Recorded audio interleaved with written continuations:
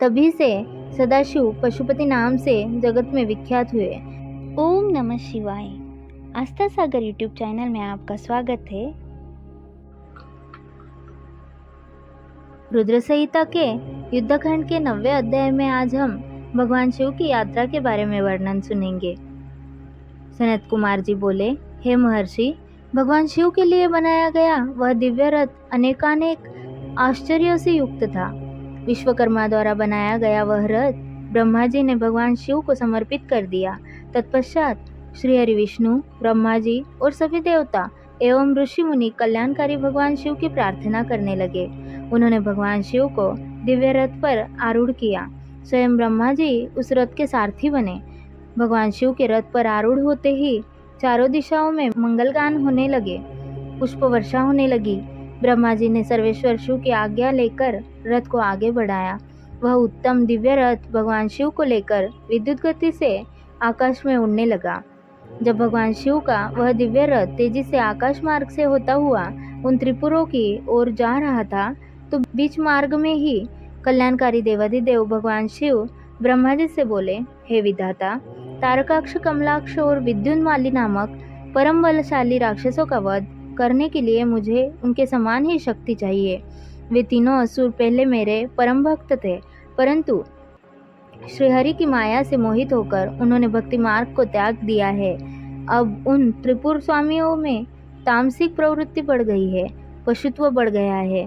अतः उन तीनों दैत्यों का संहार करने के लिए मुझे भी पशुओं की सी शक्ति की आवश्यकता होगी। अतः आप सब देवता पशुत्व की वृद्धि करने हेतु पशुओं का आधिपत्य मुझे प्रदान करें, तभी उन असुरों का वध हो पाएगा। भगवान शिव के इस प्रकार के वचन सुनकर सभी देवता चिंतित हो गए और सोच में डूब गए। पशुत्व की बात सुनकर उनका मन अप्रसन्न हो गया। देवताओं को सोच में देखकर भक्तवत्सल भगवान शिव को स्थिति समझते देर न लगी।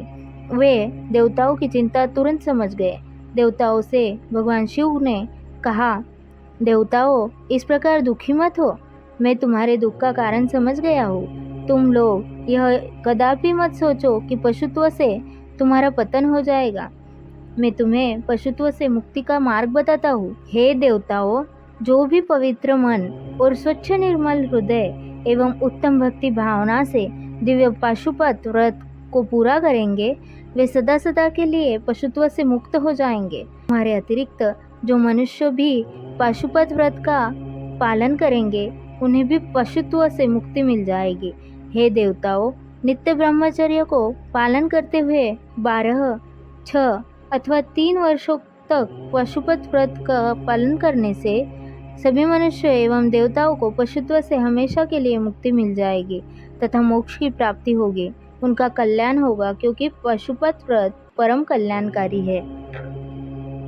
भगवान शिव के इन वचनों को सुनकर ब्रह्मा जी, श्री हरि विष्णु एवं सभी देवी देवता बहुत प्रसन्न हुए और देवाधिदेव भक्तवत्सल भगवान शिव की जय जयकार करने लगे।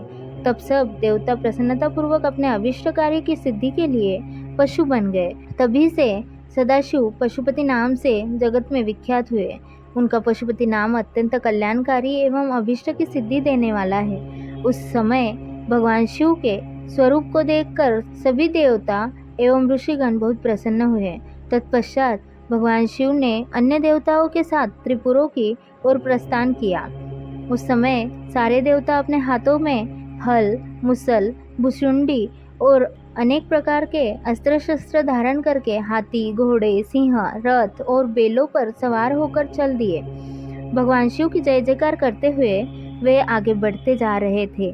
आकाश से उन पर फूलों की वर्षा हो रही थी।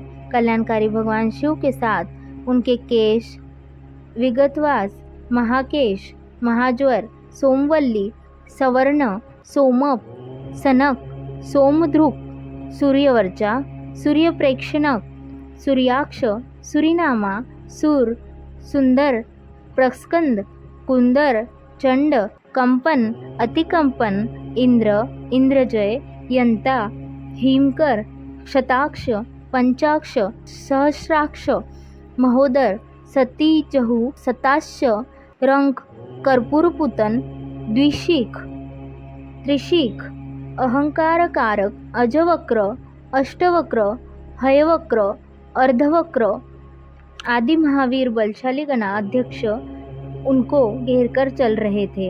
इस प्रकार देवाधिदेव महादेव भगवान शिव शंकर के साथ ब्रह्मा जी, श्री हरि विष्णु, देवराज इंद्र सहित अनेकों देवता, ऋषि मुनि, साधु संत भी अपने अपने वाहनों पर आरूढ़ होकर त्रिपुरों के स्वामियों व त्रिपुरों का संहार देखने हेतु उनके साथ साथ चल दिए। अध्याय 9वां समाप्त।